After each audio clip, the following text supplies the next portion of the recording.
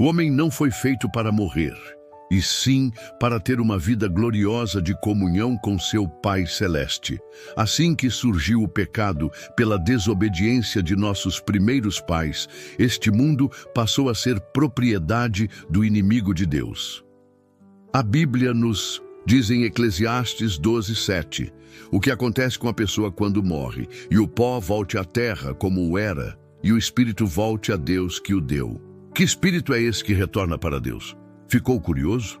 Mas antes peço que se inscreva no canal e deixe um like. Assim o YouTube entenderá que são conteúdo relevante. Como é a morte? É como um sono. Para o cristão, a morte não é mais que um sono, um momento de silêncio e escuridão. A vida está escondida com Cristo em Deus. E quando Cristo, que é a nossa vida, se manifestar, então também cada um que dormiu no Senhor ressuscitará. Para entender melhor, precisamos observar como a Bíblia descreve o estágio dos mortos. Em várias passagens, tanto no Antigo quanto no Novo Testamento, mortos comparados a um estado de inconsciência total. Um dos exemplos mais diretos está em Eclesiastes 9:5, que diz: porque os vivos sabem que hão de morrer, mas os mortos não sabem coisa nenhuma. Isso indica que, ao morrer, a pessoa não tem consciência do que está acontecendo ao seu redor, assim como alguém que dorme profundamente. Se a morte é um sono, significa que aqueles que já faleceram não estão sofrendo ou observando os eventos do mundo. Eles simplesmente descansam, esperando o dia em que Deus os chamará de volta à vida. Esse entendimento também reforça sobre quem criou o Espiritismo. O conceito da morte como um sono também faz sentido porque evita contradições teológicas. Se as pessoas fossem imediatamente para o céu ou para o inferno ao morrer, qual seria o propósito da ressurreição mencionada tantas vezes na Bíblia? O próprio apóstolo Paulo falou sobre a esperança na ressurreição dos mortos em 1 Coríntios 15, 51, 52, dizendo: nem todos dormiremos, mas todos seremos transformados num momento, num abrir e fechar de olhos, ao ressoar da última trombeta. A doutrina da imortalidade natural preparou o caminho para o moderno espiritismo. Se os mortos são admitidos à presença de Deus e dos santos anjos, e se são favorecidos com conhecimentos que superam em muito o que antes possuíam, por que não voltariam eles à terra para iluminar e instruir os vivos? Como podem os que creem no estado consciente dos mortos rejeitar o que lhes vem como luz divina, transmitida por espíritos glorificados? Eis aí um meio de comunicação considerado sagrado e de que Satanás se vale para realizar seus propósitos. Os anjos decaídos que executam suas ordens aparecem como mensageiros do mundo dos espíritos, ao mesmo tempo em que professa trazer os vivos em comunicação com os mortos. Satanás exerce sobre eles sua fascinante influência. A Bíblia relata que ele tem poder até para fazer surgir perante os homens a aparência de seus amigos falecidos. A contrafação é perfeita. A expressão familiar, as palavras, o tom da voz são reproduzidos com maravilhosa exatidão. Muitos são consolados com a afirmativa de que seus queridos estão desfrutando a aventura celestial. E sem suspeita de perigo, dão ouvidos a espíritos sedutores e doutrinas de demônios, induzindo-os a crer que os mortos efetivamente voltam para comunicar-se com eles. Satanás faz com que apareçam os que baixaram ao túmulo sem estar preparados. Como vemos na Bíblia, Satanás fez sua primeira encarnação, usando o mais belo animal do jardim do Éden, seduzindo Eva, despertando-lhes o desejo de obter conhecimento proibido. Sereis como Deus, ele declara, sabendo o bem e o mal. Gênesis 3:5. A sabedoria concedida pelo Espiritismo, porém, é a descrita pelo apóstolo Tiago como a que não vem do alto, mas é terrena, animal e diabólica. Tiago 3:15.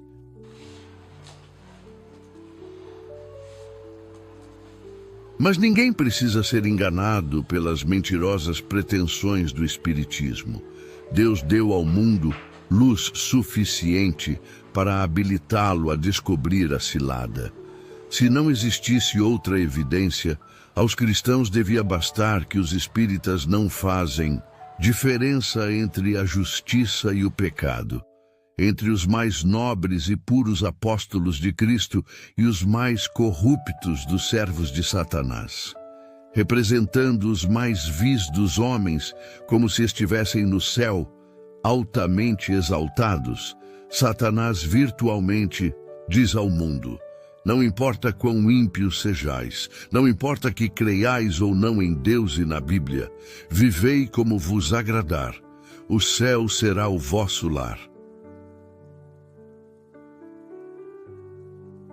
E por isso, os que quiserem estar de pé no tempo de perigo, precisam compreender o testemunho das Escrituras relativo à natureza do homem e o estado dos mortos, visto que num futuro próximo muitos serão defrontados por espíritos de demônios, personificando parentes amados ou amigos e declarando as mais perigosas heresias. Estes visitantes apelarão para os nossos mais ternos sentimentos de simpatia, efetuando prodígios para apoiarem suas pretensões. Devemos estar preparados para resistir-lhes com a verdade bíblica de que os mortos nada sabem e de que os que desta maneira aparecem são espíritos de demônios.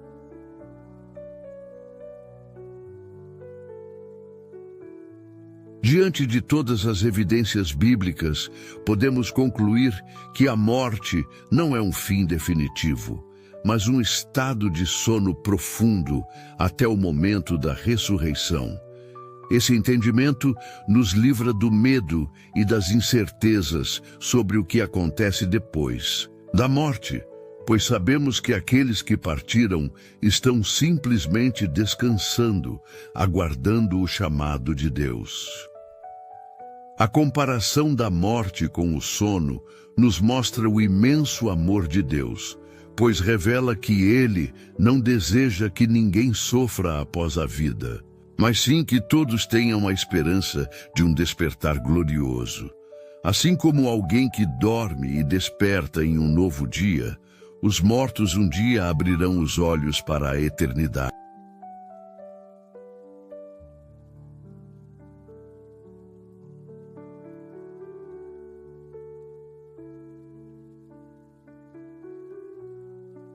Essa verdade também nos fortalece na fé, pois reafirma a promessa de Jesus de que haverá um tempo em que os que dormem no pó da terra ressuscitarão. Daniel 12:2. Para aqueles que seguem a Deus, a morte não é um desespero, mas apenas uma pausa antes da vida eterna. Portanto, devemos viver cada dia com esperança, sabendo que a morte não tem a palavra final. No tempo certo, Deus chamará cada um pelo nome, e aqueles que dormem no Senhor despertarão para um novo começo, cheio de alegria e sem fim. Essa foi a mais clara explanação sobre o que os mortos fazem. Espero que tenha ajudado de alguma forma. Obrigada por assistir até o final. Fique com Deus. Senhor Todo-Poderoso, Deus de misericórdia e amor, eu me coloco agora diante da tua santa presença, reconhecendo que tu és o meu refúgio e fortaleza, socorro bem presente na hora da angústia. Clamo a ti, ó Pai, para que estendas a tua mão poderosa sobre a minha vida e me concedas o livramento de todo mal, de todo perigo e de toda armadilha que o inimigo tenha tentado preparar contra mim. Senhor, em nome de Jesus, eu peço que toda obra das trevas seja desfeita, que nenhuma seta inflamada do maligno tenha poder sobre mim e sobre aqueles que eu amo. Que o Senhor me livre dos laços do passarinheiro, da peste perniciosa e de qualquer cilada que tentem armar contra a minha vida. Guarda-me, ó Deus, de toda inveja, de toda palavra maldita lançada contra mim, de todo espírito de perturbação e confusão. Que nenhuma força contrária prevaleça, pois eu estou escondido debaixo das tuas asas e confio plenamente na tua proteção. Pai Celestial, livra-me dos perigos visíveis e invisíveis, de acidentes, de assaltos, de armadilhas que possam estar no meu caminho. Coloca anjos ao meu redor para me guardar e me guiar em segurança, que os meus passos sejam dirigidos por ti e que a tua luz brilhe diante de mim, dissipando toda a escuridão. Senhor, que a tua paz reine no meu coração e que eu jamais seja dominado pelo medo ou pela ansiedade, pois eu sei que o Senhor está comigo.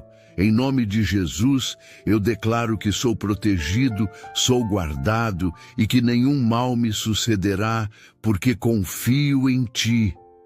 Desde já te agradeço, Pai, porque sei que o Senhor já está agindo.